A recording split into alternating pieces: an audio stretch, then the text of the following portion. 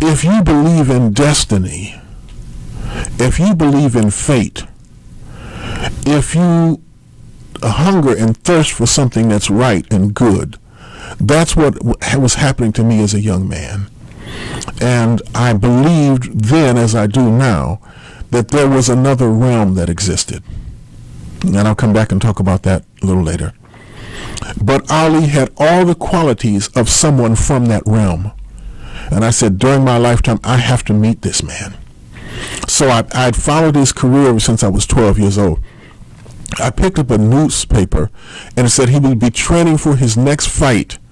And it said, at his training camp in Deer Lake, Pennsylvania.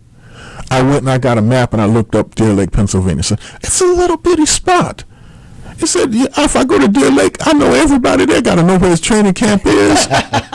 So with no other information than that, I jumped in a car that really shouldn't have been driven across town. It was a piece of junk. I drove through 4 states, and I got to Pennsylvania. And I got to Deer Lake, Pennsylvania. And I said to myself, I bet you a gas station attendant knows where it's training. I drove into the first gas station and said, where's Ali's training camp? He said, oh, it's the third driveway up here, up this mountain. And it said, and it's not marked. And I drove straight into his training camp. And here's what impressed me. There were no bars. There were no gates. There were no locks, there were no dogs, and there were no security guards. And he let me drive straight onto his private property. And talking about timing, I no sooner got out of my car than he has a mosque on his campus. He came out of his mosque where he'd been praying, and he sat down on the steps, and he was tying on his shoes to go do his road work. And at that time, he advertised Brute aftershave. So I had gotten him some Brute products as a little gift. And he said, oh, that's very kind of you. He said, and I told him, I said, I can run 4 miles. I'll run with you if you want to. He said, no, my training is secret. He said, you can't come. He said, but go on into the camp and go to the kitchen and get yourself something to eat, and I'll be back in about an hour and a half when I finish my road work. And he let me spend overnight at his training camp. He'd never seen me before. Wow. And he said this. He said, watch this.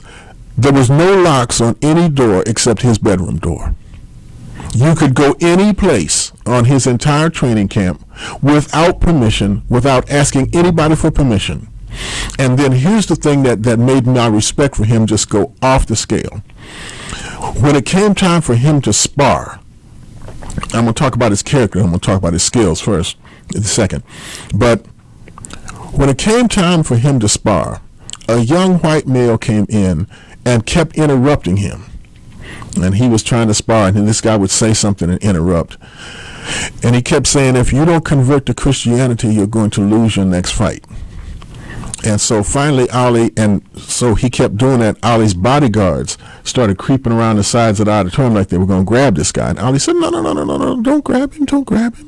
He said this. He stopped his sparring session. He said, listen, young man. He said, you've interrupted me about 3 times now. He said, so what I'm going to do is I'm going to give you the floor. You have 5 minutes. Say anything you want to say. And he said what he had to say. And Ali said, now, are you through? He said, yeah. He said, now, let me ask you a couple of questions. He said, you ever been hit by Joe Frazier? Oh, you haven't. He said, you ever made $1 million in 15 minutes? He said, I have. He said, listen, you're well-intended, but there's a lot of things that you don't know. And Ali did not embarrass him. He did not put him down. He said, now, let me give you one more scenario. He said, I am the most recognizable athletic face on the planet. And I let you come to my training camp, which is my private property. He said, did anybody frisk you? He said, no. Did anybody even ask you for ID? He said, no. He said, you could have walked in here with a pistol and blown my head off. He said, but I fear no man because I haven't done anybody wrong. He said, and I let you come into my training camp, and then I gave you the floor in my training camp for 5 minutes to say anything you want to say. Could you do that with Jimmy Carter? With Liz Taylor, who was a big movie actor at that time? He said, no. He said, I'm the most recognized athletic face on the planet. I let you do that. My respect for him just exploded.